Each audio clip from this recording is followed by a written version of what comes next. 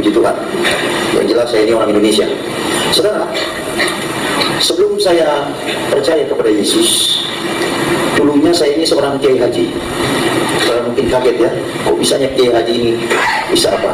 Jadi pendeta. Ya inilah ajaibnya Yesus yang kita percaya. Amin. Inilah ajaibnya Yesus yang kita percaya. Sebagaimana dikatakan dalam satu firman, tidak ada seorang pun yang mengatakan Yesus itu Tuhan kalau tidak digerakkan oleh Roh Kudus. Amin.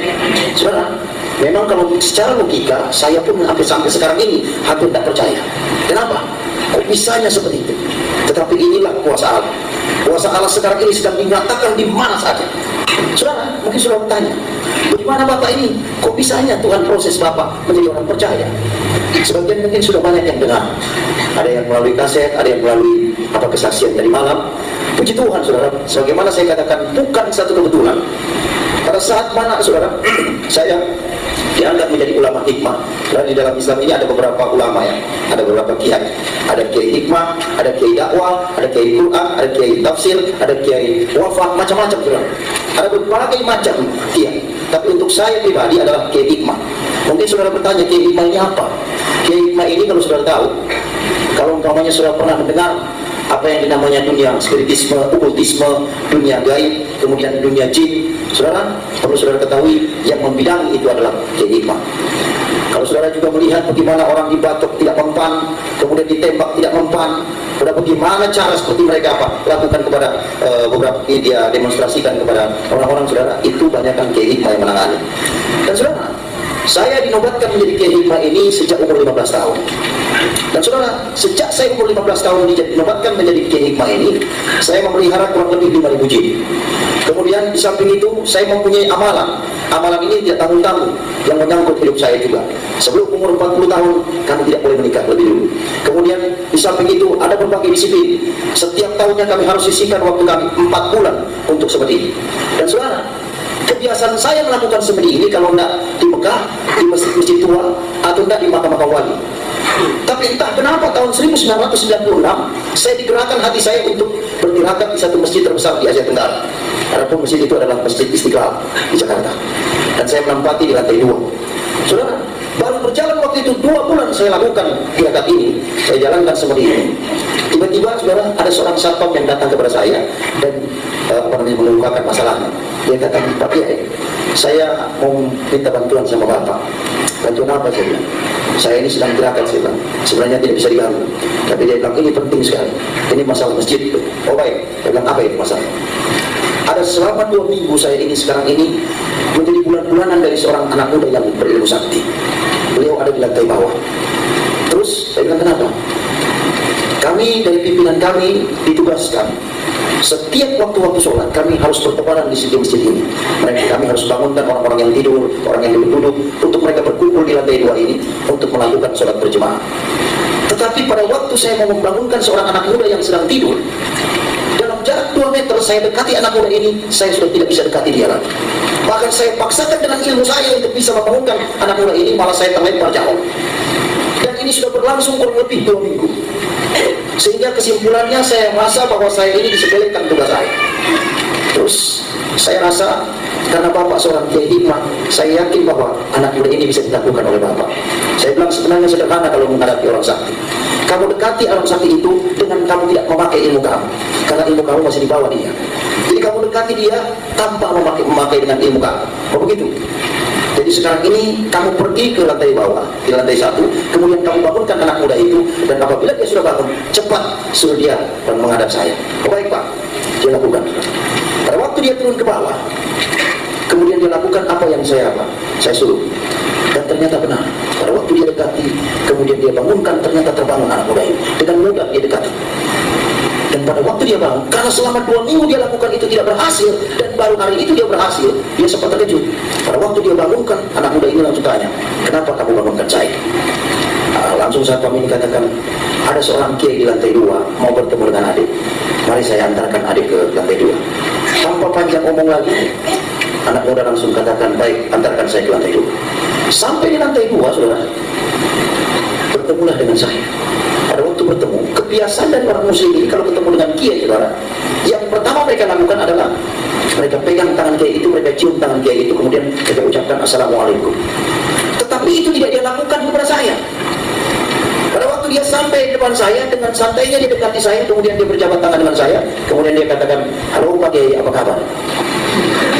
Saudara, sejak saya dinobatkan menjadi kiai ini, belum pernah saya menghadapi orang menyapa saya seperti itu. Bahkan kadang-kadang ada orang Kristen yang datang kepada saya mengucapkan assalamualaikum juga. Tapi baru kali itu saya disapa seperti itu. Terpikir oleh saya, ini anak muda ini benar-benar apa? Menyepelekan saya. Dan saya mempunyai pemikiran mungkin karena ilmunya lebih tinggi dari saya. Jadi saya pikir, oh, tidak jadi masalah. Pada waktu dia duduk langsung saya tegur. Anak muda, saya boleh tanya, siapa nama kamu?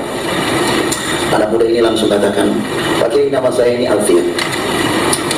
Konon saya dengar dari seorang satpam yang antar kamu tadi. Saya bilang, kamu katanya memiliki ilmu yang sakti. Di luar dugaan, saudara. Apa jawab anak muda ini? Pak Kiai, bukan saya yang berilmu sakti, tetapi Yesus yang ada dalam diri saya yang memiliki kesaktian itu. Pada waktu dia ngomong Yesus, saudara, saya sempat terkejut. Apa kamu bilang Yesus? Saya bilang, ya. Bahkan kehidupan saya ini, Pak Kiai, bukan saya lagi, tetapi Yesus yang ada dalam diri saya. Lebih aneh lagi saya. Langsung saya pikir, kalau begitu kamu ini orang Nasrani. Betul. Dalam pikiran saya, anak muda ini mungkin datang ke sini dalam rangka untuk dia ingin masuk Islam. Kenapa? Tahun 96 itu, saudara bisa lihat keadaan Indonesia ini, ya, khususnya tanah di daerah Jawa ini, ada banyak gereja dihancurkan, ada banyak orang-orang orang-orang percaya dikejar-kejar, ada banyak orang-orang percaya bahkan dibantai. Saya berpikir, oh mungkin dia mau masuk apa? Islam. Ternyata tidak, saudara. Pada waktu saya tanyakan dia, Alfian, kamu ini seorang Nasrani, tapi kok kenapa kamu ini tinggal di dalam masjid? Bahkan kamu sudah 2 minggu ada di masjid ini. Dia katakan, saya senang di masjid ini, Pak Kiai, karena ini rumah Tuhan. Saya bilang, tidak salah kalau kamu katakan ini rumah Tuhan. Cuman sekarang saya mau tanyakan, kenapa kok kamu tidak bermitra dengan orang Kristen yang lain? Kamu tidak ke gereja, tidak bersekutu dengan orang-orang Kristen yang lain. Dengan tenang Alfian katakan, perlu Pak Kiai ketahui bahwa sekarang ini gereja sedang sakit. Saya bilang, sakit apa? Ada banyak orang-orang Kristen, mereka datang ke gereja bukan menyembah Allah dalam roh dan kebenaran, bukan mereka yang membaca kebenaran firman Tuhan, bukan mereka untuk memuji nama Tuhan, tetapi mereka mengagung-agungkan akan golongan mereka. Mereka katakan, golongan kamilah yang benar, golongan kamilah yang akan ke surga, golongan Kristen kamilah yang akan masuk ke dalam kerajaan surga, sementara golongan Kristen yang lain itu tidak masuk dalam kerajaan surga. Padahal mereka itu adalah satu kesatuan tubuh Kristus. Mendengar seperti itu, langsung saya tanyakan lagi, bagaimana dengan kamu? Untuk saya pribadi, Pak, saya tidak perlu khawatir karena di dalam diri saya ada Yesus. Saudara, setiap kali dia ngomong selalu tidak pernah dia tidak selipkan Yesus. Sehingga membuat saya bertanya, saya pikir siapa ini Yesus ini? Langsung saya tanyakan kepada Alfian, Alfian, dari tadi kamu selalu mengalaskan Yesus, selalu Yesus. Sebenarnya Yesus itu siapa sih? Apa Alfian katakan? Bapak ingin dengarkan apa Yesus ini? Oh ya, saya bilang. Tidak tanggung-tanggung, dia saksikan Yesus itu dari jam 4 sore sampai jam 10 malam. Dia saksikan dengan begitu berapi-api mengenai Yesus ini. Herannya dari jam 4 sore sampai jam 10 malam itu, mulut saya ini terkatup hanya mendengarkan kesaksian dia. Dan saudara, setiap dia bagikan nama Yesus, ada kurang lebih 148 ilmu yang ada dalam diri saya, satu persatu hilang kuasanya. Pada waktu dia sudah jam 10 malam dia saksikan mengenai Yesus itu, sempat terhenti sejenak. Langsung saya angkat bicara, saya bilang, Alfian, tunggu sebentar. Kamu ini menyaksikan Yesus begitu berani, dan kamu menyaksikan Yesus ini bukan di gereja ini, saya bilang. Ini dalam masjid, saya bilang. Bagaimana bisa jadi kamu seberani ini? Dia bilang, inilah yang diinginkan oleh Yesus yang ada dalam diri saya. Saya harus saksikan Yesus itu kepada Bapak. Saat itu sempat saya agak sedikit marah, saudara, karena dia begitu tegas menunjuk kepada saya. Saya bilang, baik, kalau kamu katakan seperti itu, sekarang ini kamu akan saya tahan di tempat ini. Saya akan tes Yesus yang ada dalam diri kamu dengan satu catatan. Apabila Yesus yang ada dalam diri kamu kalah dengan ilmu saya, maka besok juga kamu harus mengucapkan 2 kalimat syahadat dan kamu harus ikut sholat subuh berjemaah bersama saya di lantai 2 ini. Kamu siap terima tantangan saya? Alfian dengan tenang dia katakan, kalau itu yang diinginkan oleh Yesus yang ada dalam diri saya, maka saya akan terima tantangan Bapak di dalam nama Yesus. Hilang lagi ilmu satu. Saat seperti itu, saya sempat sadari bahwa di dalam nama Yesus ada kuasa. Saya sempat berpikir, luar merasa ini anak muda itu. Anak muda itu kurang lebih umurnya sekitar 25 tahun. Dia tahu persis bahwa Yesus ada di pihak dia. Dia tahu persis kapasitas Yesus yang dia percaya. Dan pada saat itu langsung saya bilang, baik, kalau kamu memang berani menerima tantangan saya, sekarang juga saya persilakan kamu untuk mempersiapkan diri. Ada mungkin ritual yang kamu harus lakukan untuk mempersiapkan dalam pertandingan ini, saya juga akan mempersiapkan diri. Saudara, pada waktu saya sementara mempersiapkan diri, kurang lebih hampir 2 jam, saya persiapkan diri saya dengan berbagai ritual yang saya lakukan. Yang saya lihat, Alfian ini tenang-tenang saja. Tidak ada satu reaksi apapun yang dia lakukan. Sepengetahuan saya biasanya kalau orang Kristen mau persiapan, paling tidak berhubungan dengan Tuhan dengan berdoa. Kadang-kadang mungkin berteluh, kemudian lipat tangan, tutup mata. Tapi ini dia tidak lakukan sama sekali. Dia duduk dengan tenang. Sehingga membuat saya penasaran. Saya langsung tinggalkan sejenak. Saya punya persiapan. Saya dekati dia. Alfian, boleh saya tanya sebentar? Boleh Pak? Silakan. Ini saya hampir 2 jam mempersiapkan diri. Tapi yang saya lihat, kok kamu tenang-tenang saja? Alfian dengan senyum dia katakan, Bapak ini mau lawan saya atau mau lawan Yesus yang ada dalam diri saya? Iya, saya bilang saya akan lawan Yesus yang ada dalam diri kamu. Dan paling tidak kamu harus ada persiapan.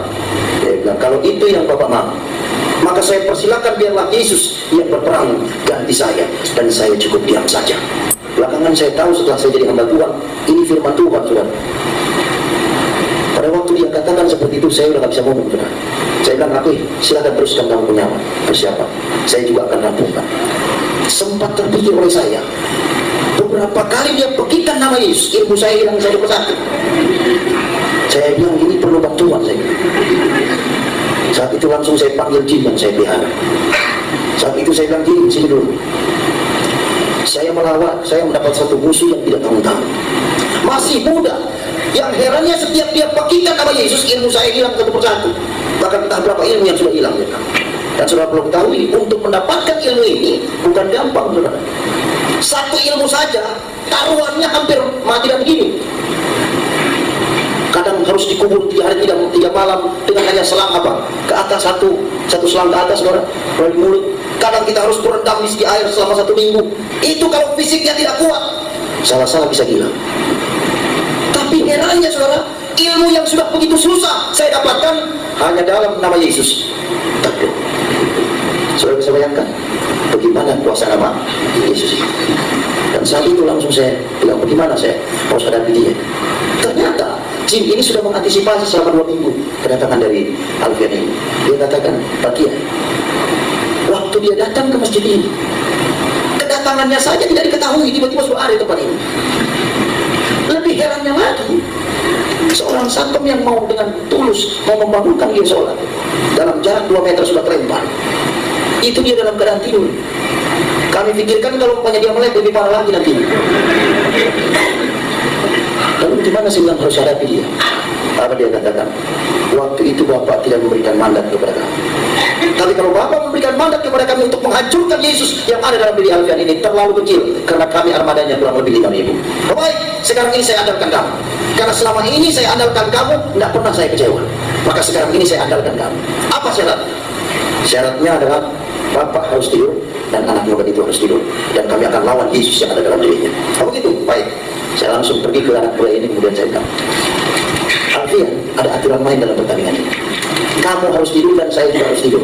Dan Yesus yang ada dalam diri kamu akan berperang dengan ilmu saya. Kamu siap menerima ini aturan main? Dengan tenang dia katakan, kalau itu yang Yesus inginkan dalam pertandingan ini, maka saya terima dalam nama Yesus. Hilanglah di saat itu.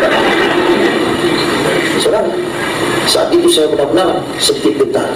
Kenapa? Saya melihat ada kuasa di dalam nama Yesus. Tapi saat itu saya tidak hiraukan karena saya tahu persis ada backing saya. Saat itu langsung saya bilang, baik Alfian, sekarang ini kita akan mulai tepat jam 12 malam. Saat itu saya berikan tempat dia, kemudian saya juga tidak berapa jauh, kita akan bersama berdampingan saat itu tidurnya. Sebelum dia tidur, dia minta satu syarat. Pak, saya minta satu syarat. Kalau Bapak banyak syarat, saya satu syarat saja. Apa itu? Apabila Yesus yang ada dalam diri saya menang atas ilmu Bapak, maka besok juga Bapak harus mengenal Yesus secara pribadi. Siapa? Saya sempat bingung juga. Ini ilmu sudah hilang. Saya pikir-pikir, ini kalau umpamanya saya bilang iya, repot juga kalau nggak ada backing. Tapi saya ingat backing saya. Baik, saya bilang saya akan terima. Ada keberanian setelah saya punya backing. Kenapa saudara? Saat itu kami hidup jam 2.30, di antara setengah sadar dan setengah bermimpi, saya menyanyikan satu lagu. Saudara, yang namanya kerigma ini banyak aturannya. Jangankan sampai nyanyi, bersiul saja sudah haram hukumnya, apalagi nyanyi. Apalagi nari-nari, saudara. Waduh, lebih parah lagi itu, lebih haram lagi itu. Tapi justru itulah yang saya lakukan. Roh Kudus bekerja secara dahsyat dan ajaib di dalam hati saya saat itu. Kemudian dia wujudkan lewat pujian. Saat itu saya menyanyikan satu lagu. Lagu itu belum pernah saya dengar, saudara. Yang namanya kenal dengan orang Kristen aja termasuk tabu. Malah saya nyanyikan satu lagu. Lagu ini mungkin bagi saudara biasa, tapi bagi saya lagu ini luar biasa. Lagunya adalah Allah kuasa melakukan segala perkara. Saya nyanyikan lagu itu dari awal sampai akhir tanpa salah. Dan saya rasakan ada roh damai sejahtera masuk dalam diri saya. Pada waktu roh damai sejahtera itu masuk dalam diri saya, langsung saya terkejut. Pada waktu saya terkejut, langsung saya ucapkan, astagfirullahaladzim, ada apa dalam diri saya ini? Kok bisanya saya nyanyi? Dan saat itu saya ambil mantra-mantra saya untuk saya keluarkan roh damai sejahtera itu. Karena roh damai sejahtera yang masuk dalam diri saya itu termasuk asing. Karena untuk orang-orang yang memiliki ilmu kanuragan, jarang sekali ada damai sejahtera. Yang ada selalu waspada. Mau apa? Jangan-jangan ada musuh. Jadi saat itu saya bergumul untuk mengeluarkan roh damai sejahtera itu. Tapi dengan berbagai mantra yang saya lakukan tetap tidak keluar. Di saat saya bergumul, Alfian yang ada di samping saya ini terbangun, rupanya terusik. Pada waktu dia terbangun, dia lihat dengan tajam mata saya dan dia tersenyum. Langsung dia ulurkan tangannya. Dia bilang, Pak, selamat Pak. Saya bilang, kenapa kamu katakan selamat pada saya? Ternyata Yesus yang ada dalam diri saya ada juga dalam diri Bapak. Bagaimana bisa jadi kamu katakan itu? Tadi waktu saya tidur, saya sayup mendengar Bapak menyanyi. Saya tahu persis lagu yang Bapak nyanyikan itu, lagu yang biasa dinyanyikan oleh orang-orang pengikut Yesus. Saya bilang, iya, kenapa gitu ya? Inilah ajaibnya Yesus yang ada dalam diri saya. Saat itu saya sempat sadari, saya ini Kiai Haji, saya bilang, bagaimana bisa jadi saya ada Yesus, saya bilang, di dalam diri saya. Alfian, saya belum kalah. Dan itu dengan tegas saya katakan, saya belum kalah. Alfian katakan, saya belum katakan Bapak kalah. Bahkan tidak pernah saya katakan Bapak itu kalah. Tapi yang saya katakan, Yesus sudah ada dalam diri Bapak. Herannya lagi, saudara, jin yang siap membantu saya, yang siap menghancurkan Yesus yang ada dalam diri Alfian ini, sampai sekarang ini nggak tahu kemana, saudara. Dipanggil sudah tidak pernah datang, wujudnya tidak pernah saya lihat, suaranya pun tidak pernah saya dengar lagi. Ternyata apabila terang itu datang, gelap itu akan pergi. Ada banyak orang tidak mengerti masalah ini.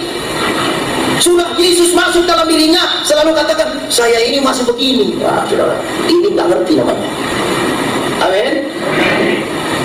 Di mana 2-3 orang berkumpul atas nama Tuhan, dia ada di sini. Tidak ada kuasa kegelapan yang bisa tahan apa di hadapan hadirat Allah. Amin. Saat itu tetap saya tidak bisa terima, saudara. Saya bilang, Alfian, kamu tahu saya ini seorang pemimpin umat, bagaimana bisa jadi kamu katakan seperti ini? Ya, dia bilang, kalau Yesus sudah ada dalam diri Bapak, dia sudah berkenan dalam hidup Bapak, dia tidak akan keluar sampai kapanpun. Lebih bingung lagi saya. Dia bilang, ini gimana kalau begini? Tapi tetap saya tidak bisa terima. Di saat mana setiap kali saya bergumul terus untuk mengeluarkan roh damai sejahtera itu, tepat jam 4.30, setengah 5, ajan subuh berkumandang. Saya bilang, Alfian, saya langsung potong cerita, saya bilang, Alfian, sekarang ini udah sholat subuh, saya harus bimbing sholat subuh di tempat ini. Kamu mau ikut atau enggak? Alfian katakan, tinggalkan saya di tempat ini bersama dengan Yesus. Silakan kalau Bapak mau memimpin sholat subuh. Saat itu langsung saya bergegas meninggalkan dia dan saya memimpin sholat subuh. Karena mujizat pertama saya abaikan, mujizat kedua Tuhan kerjakan. Tidak tanggung-tanggung ini, saudara. Pada waktu saya memimpin sholat subuh, kebiasaan kami di akhir dari sholat subuh, di akhir dari setiap sholat, itu kami mengucapkan 2 kalimat syahadat. Dan sejak saya waktu kecil sampai saya umur 34 waktu itu, yang namanya mengucapkan 2 kalimat syahadat itu belum pernah salah, saudara. Tapi tanggal 10 Oktober tahun 1996, jam 5.30, setengah 6, saya ucapkan syahadat ini yang lain daripada lain, saudara. Syahadat yang luar biasa. Yang saya ucapkan seperti ini. Asyhadu an la ilaha illallah wa Isa ruhullah. Aku bersaksi bahwa tidak Tuhan selain Allah. Isa adalah rohnya Allah. Saya bilang, ini salah. Saya langsung apa? Saya ulangi lagi. 2 kali tetap seperti itu, 3 kali tetap seperti itu, sampai 7 kali tetap seperti itu. Saya bilang, bagaimana bisa jadi seperti ini? Saya ulangi sekali lagi tetap seperti itu, sampai jemaat yang di belakang sudah mulai bingung. Ini imam kok aneh amin. Karena lisan itu saudara, kami ucapkan secara perlahan, tidak terdengar dengan orang di belakang ya. Jadi hanya kami dengan Tuhan yang tahu. Saat itu saya bergumul terus, kenapa? Saya harus perbaiki syahadat itu. Kenapa? Apabila syahadat itu tidak benar, maka sholat itu tidak sah. Jadi saya tetap bergumul untuk apa? Memperbaiki syahadat itu. Tapi tetap seperti itu. Baru saya ingat, apa kata Alfian?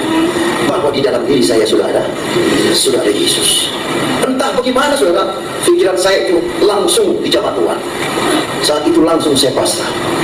Dan saya ucapkan di pengimanan itu, Yesus atau Isa Al-Masih, apabila Engkau Tuhan dan Allahku yang harus aku sembah mulai saat ini, dan mulai saat ini aku ikrarkan di hadapanmu bahwa Engkaulah juru selamat pribadiku.